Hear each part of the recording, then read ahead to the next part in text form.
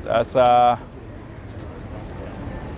leo tarehe 23 ya mwezi huu wa pili mwaka 2026, Mahakama Kuu ya Tanzania masijara ndogo ya Dar es Salaam chini ya jopo la majaji watatu, Jaji Ndunguru, Karemaha pamoja na Jaji Kiwonde, imeendelea kusikiliza kesi ya Jamhuri dhidi ya mwenyekiti wa Chama cha Demokrasia na Maendeleo ndugu Tundu Antipas Mughwai Lissu.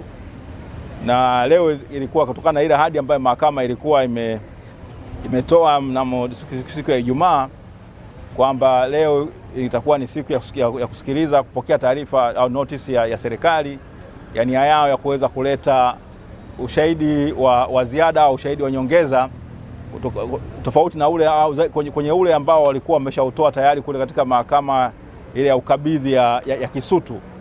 Sasa yale maelezo ya Kisutu yaliletwa hapa mahakamani yakawasilishwa ule mwezi wa saba. Sasa kesi imeanza kusikilizwa na majaji, na mwisho wa siku sasa ushahidi unavyoendelea, siku ile ya Alhamisi serikali walileta notice mahakamani, wakamkabidhi mwenyekiti wa Chama cha Demokrasia na Maendeleo, alafu vile wakaiarifu mahakama kwamba wanataka kutumia huo ushahidi.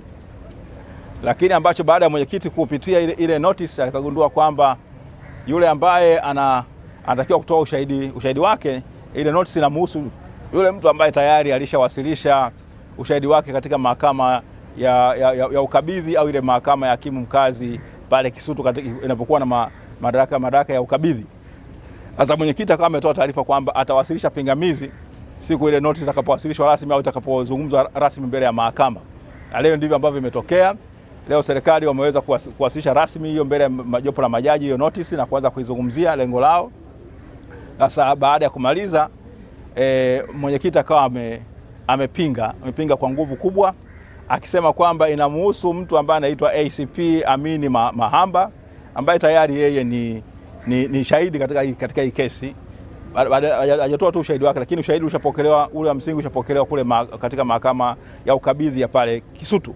Kwa hiyo amesema kwamba ambacho wanafanya kinapingana na kifungu cha 308 cha sheria mwenendo wa makosa ya jinai. Sasa akasema kwamba kesi hiyo itakuwa ni kama njia mojawapo ya kutaka kubadilisha hati ya mashtaka. Kwa hiyo amesema kwamba huyu anayetakiwa kutumia katika chini kifungu hicho, amesisitiza sana kwamba ni yule ni shahidi ambaye hakuwa sehemu ya ushahidi au ambaye yule ambaye alitoa ushahidi wake au ushahidi wake unakiliwa na kuchukuliwa na mahakama ya ukabidhi, kwamba ule ushahidi ni ule ambao hauko mahakamani, ni kutokana na shahidi ambaye hakuwa amefanya nini, ameorodheshwa katika orodha ya mashahidi. Upande wa serikali umepinga kwa nguvu kubwa, unasema kwamba una haki ya kutumia hicho kifungu, kwamba kinaendana au kinarandana na kifungu cha 263 kifungu kidogo cha pili cha sheria ya makosa ya jinai, ya mwenendo wa makosa ya jinai, na vile 308.